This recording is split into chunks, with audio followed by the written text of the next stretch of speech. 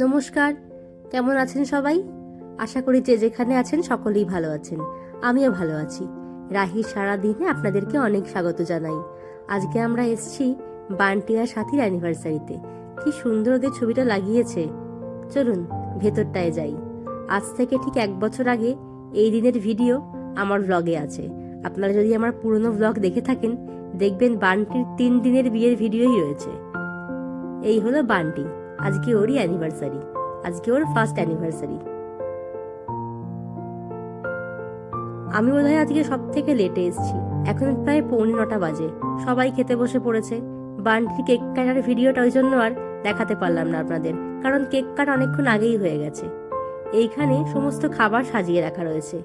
মোটা শুদ্ধ বেগুন ভাজা, রসগোল্লা, ছাদ ছোলার ডাল, পাঁপড়, চাটনি, ওদিকে নিচে হচ্ছে চিকেন কাটলেট। আমরা এসছি বেশ কিছুক্ষণ হয়ে গেছে, সবাই খেতে বসে পড়েছে। তবে আমরা আর বেশি দেরি করব না, কিছুক্ষণের মধ্যেই খেতে বসে পড়বো। কারণ শীতকাল তো ভীষণ ঠান্ডা পড়ে যায়, অনেকটা ফিরতে হবে তো আমাদের, সেই জন্য।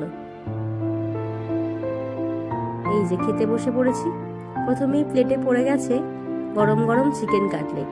এই যে সস লাগিয়ে বেশ আরাম করে খাচ্ছি আমি।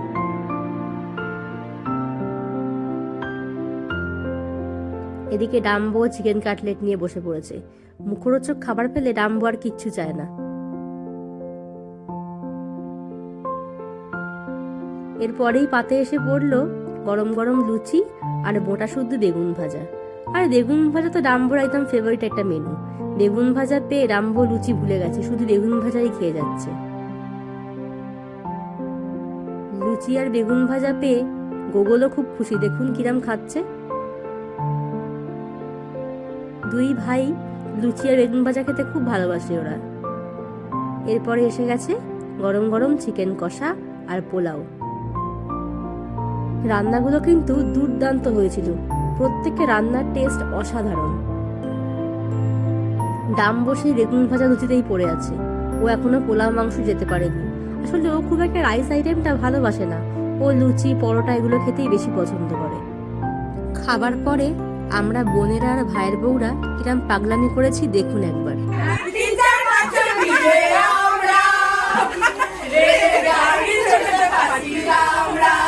পাঁচটা কোথায় একটা তো দুটো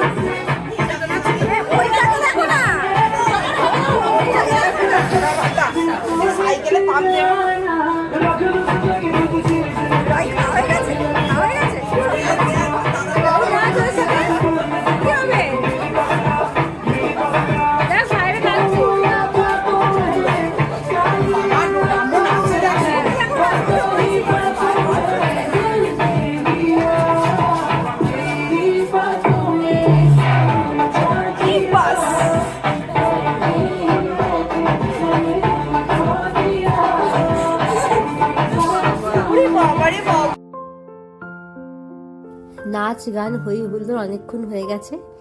এখন প্রায় রাত্রি 10টা বাজে। বান্টি আর সাথী এখানে ক্লান্ত হয়ে বসে পড়েছে। এদিকে সব খাওয়া দাওয়া চলছে। রাত্রির হয়েছে অনেকটাই, আমি খুব বেশি দেরি করবো না, এবার আমিও বেরিয়ে যাব। এদিকে শেষ সময় সবাই গল্প করছে, এবার যে যার বাড়ি ফিরে যাবে। আমি আমার আজকের ছোট্ট ব্লগটা এখানেই শেষ করছি। দেখা হবে সামনের একটা নতুন ব্লগে। আপনারা বান্টি আর সাথী শুভ কামনা করবেন। আজকে আমার ব্লগটা ভালো লাগলে একটা লাইক আর শেয়ার করে দেবেন, আর আমাকে কমেন্ট করে জানাবেন আপনাদের কেমন লাগলো।